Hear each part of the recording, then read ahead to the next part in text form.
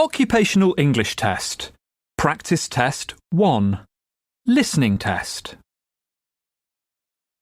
This test has 3 parts. In each part, you'll hear a number of different extracts.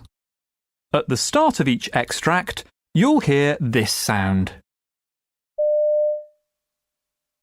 You'll have time to read the questions before you hear each extract, and you'll hear each extract once only. Complete your answers as you listen. At the end of the test, you'll have 2 minutes to check your answers. Part A. In this part of the test, you'll hear 2 different extracts. In each extract, a health professional is talking to a patient. For questions 1 to 24, complete the notes with information you hear. Now look at the notes for extract 1.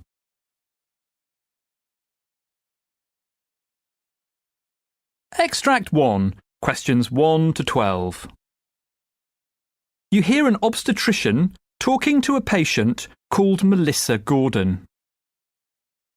For questions 1 to 12, complete the notes with a word or short phrase. You now have 30 seconds to look at the notes.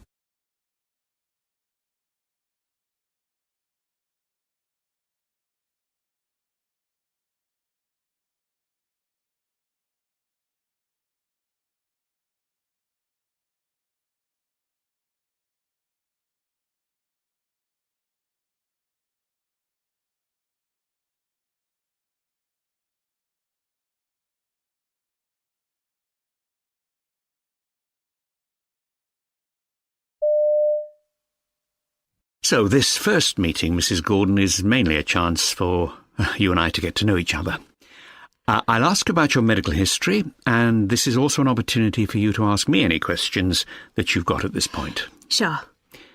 So some background. What kind of work do you do?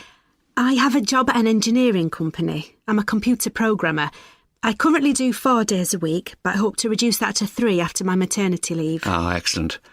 So tell me about your medical health. Do you have any conditions I should know about? Well, I have asthma attacks, but they don't happen often. I lost about 10 kilos and that certainly helped. I have an inhaler, but I hardly ever use it. Oh, I should also let you know that I come out in terrible hives if I take penicillin, but not other things. I'm fine if I eat nuts, for example. I have a fairly healthy lifestyle. I'm a vegetarian and I've never smoked. Good. I'm afraid I don't go to the gym or anything, but I walk to work and generally keep active. Oh, that's good. So this is your first pregnancy? No, I have a daughter called Ella. She's 3 now. Ah, and did everything go smoothly that time?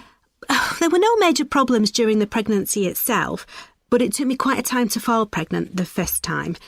After having various tests, I was given some fertility drugs. Oh, what were they called? It's on the tip of my tongue. Never mind, it'll come back to me. This time, though, I didn't need any help. Oh, it's no problem. What about labour last time round? Oh, that was a nightmare. Though everything, thank goodness, worked out in the end. It was a breech birth. It looked as if I might have to have a caesarean, and I really didn't want that. I was pleased I managed without an epidural, too. They had to use forceps to get Ella out, but I didn't need any stitches, so that was okay. Unfortunately, though, I had some difficulties after the birth too. I was desperate to start breastfeeding, but that didn't work out.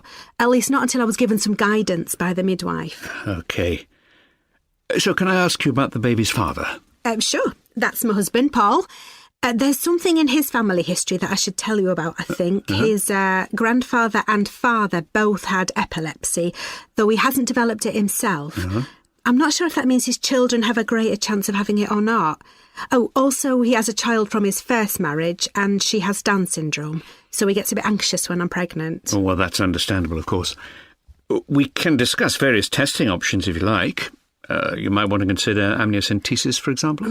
But that carries a risk of miscarriage, doesn't it? I don't want to go for that. I've heard about another test called CVS. Is that something to consider? Well, it's certainly an option. However, that procedure, in fact, also carries a small increase in the risk of miscarriage. And you'd need to come to a decision fairly soon because it's normally carried out between weeks 10 and 12 of the pregnancy. Well, I can tell you straight away that if there's more risk, then I wouldn't consider it. I know my husband will feel the same. Well, that's fair enough. So, is there anything else you'd like to ask me about today? Nothing urgent. But it'd be good to know more about how to get siblings ready for a new addition to the family. I want to make sure Ella doesn't feel threatened or replaced or anything. Well, there's a leaflet that many parents find helpful. Here we are. Have a look through that. Oh, thanks, that's great. I'm sure I'll have lots more questions at our next meeting.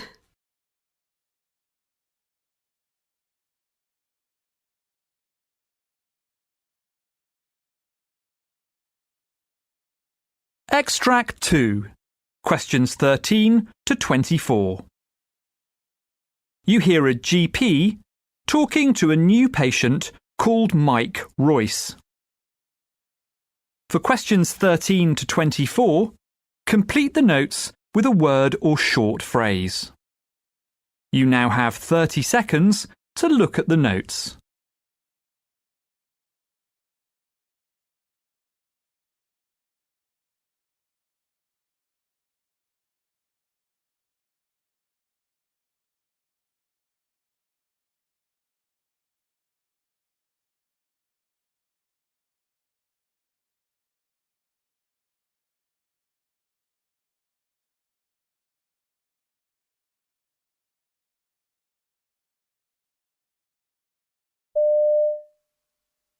Hello?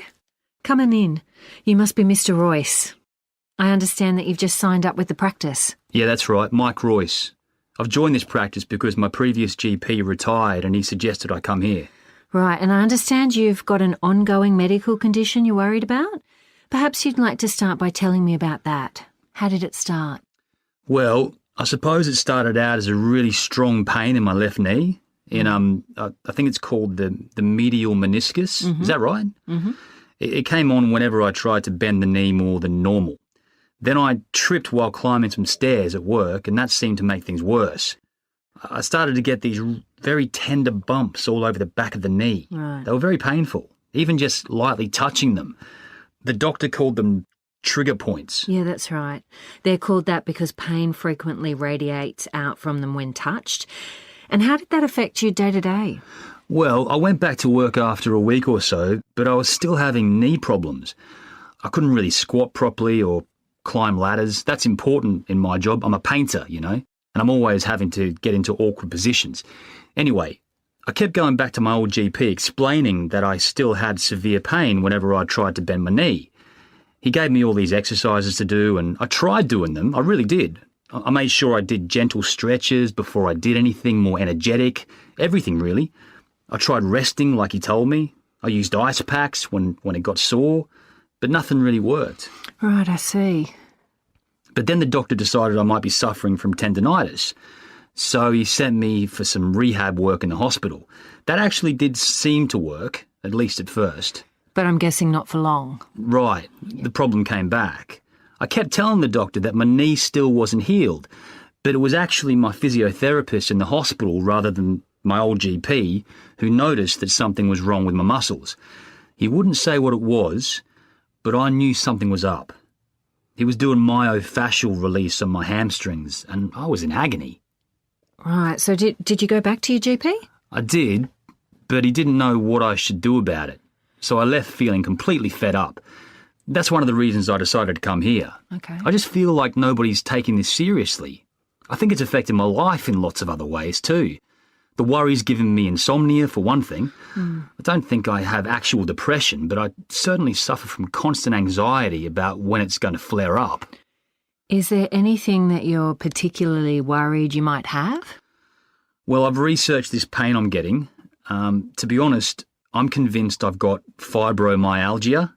Not just some simple muscle problem, because I fit most of the symptoms, and I've had pain absolutely everywhere. Look, I've even kept a pain diary so that I could track what I did that set it off. The weather, if I was working or not, where it was affecting me, what it felt like. Oh, good. I figured out from this that it's usually in the same places that I mentioned earlier, plus some newish places too. My shoulders and elbows, and I know that my knee's actually one of the more tender points for it. What do you think? Look, I must say from what you've told me so far that I'm concerned enough to look into that possibility. So as a next step, we need to get you seen by a rheumatologist. This is a notoriously difficult condition to diagnose, as I'm sure you're aware, because so many of the symptoms overlap with other conditions too. I won't be happy to be proved right, but I'll certainly be glad to get some answers at long last.